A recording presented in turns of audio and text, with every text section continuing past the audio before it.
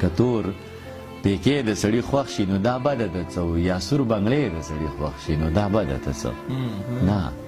نو په دې به راله دومره لوی عذاب راکوي نه نو په دې به راله دومره لوی عذاب راکوي وجي که څه شی د سړي خوښ شي نو دا بده ده څه قسم په خدای د سړي خوښه په خپل وس کې نه قسم په خدای د سړي خوښه په خپل وس کې نه وي قسم په خدای د سړي خوښ شي نو دا بده ده څه مړه دا زړه دې لږ پراخه که کینه نه وي